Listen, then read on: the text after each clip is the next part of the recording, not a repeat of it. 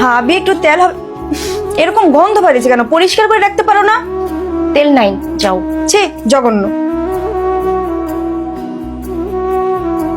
কি রে? বল। এরকম আচ্ছা, তুই কেমনে আসছিস বলতো আমার একটু?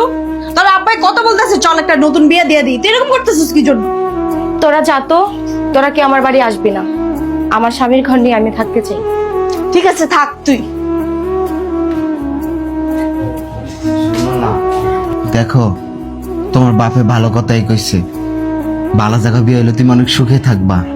এই প্যারালাইসিস স্বামীর সংসার আর কতদিন করবা তুমি কও? এমন এই কথা কইও না। এর চেয়ে সুখের সংসার আমার দরকার নেই।